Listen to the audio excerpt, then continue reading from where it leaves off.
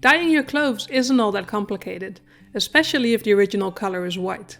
So when Laura asked if I could dye her white pants black, I jumped right on it. The main thing to consider is what type of fiber the clothes are made of. Artificial fibers, like acrylic or polyester, don't take up the dye very well. But these pants are 100% cotton, so I'm good to go.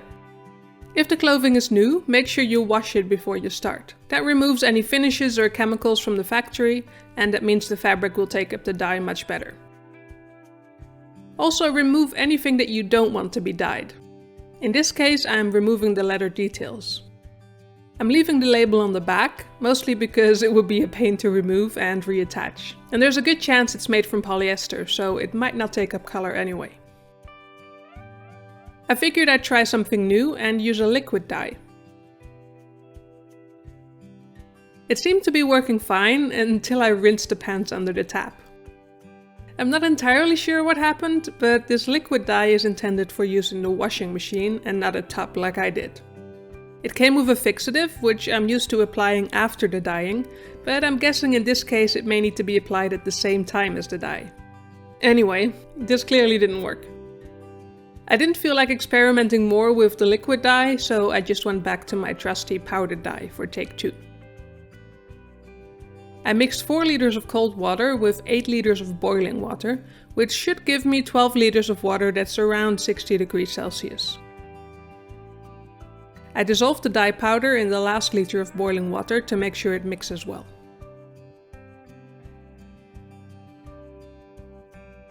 I made sure the pants were soaked in water before I added them to the dye. That helps it to take up the color evenly without getting blotchy. How long they need to stay in the tub depends on how dark you want the color to be. In this case, I want it to be as dark as possible, so I'm leaving the pants in the dye for a full hour. To get an even color, you'll want to keep the pants moving during that time.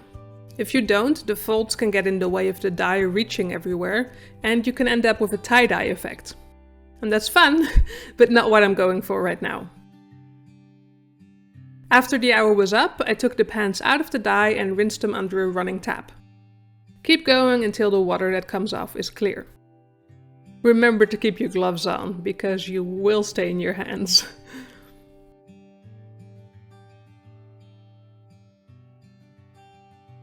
To make the color last longer, I'm using a fixative. I dissolved it in 8 liters of cold water and submerged the pants for another 15 minutes. Again, you want to keep them moving so the fixative reaches everywhere evenly.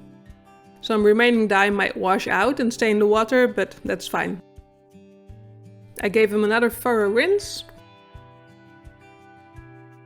And finally another run in the washing machine to make sure any remaining dye is out.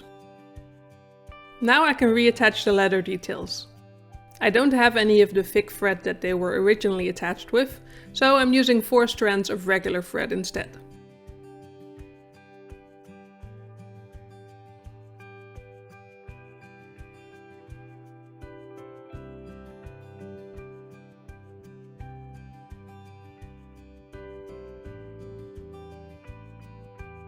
I wasn't able to remove the leather piece on the back of the button, so that's now black.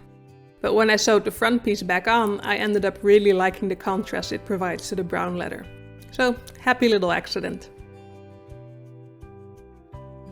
The label did take up some dye, which is fine, but it came out a bit blotchy. So I tried scrubbing it with a sponge to see if I could make it more even. And it's hard to see while it's still wet, but it actually helped a lot, and the text even became readable again. And now they're done. They turned out more of a dark bluish grey, but I think they look great, especially with the contrast of the white stitching. And Laura likes them too, so I consider that a success. If you want to dye something a different color and the original color isn't white, you can use a color remover beforehand. And remember, wear gloves. Thanks for watching, and I'll see you next time.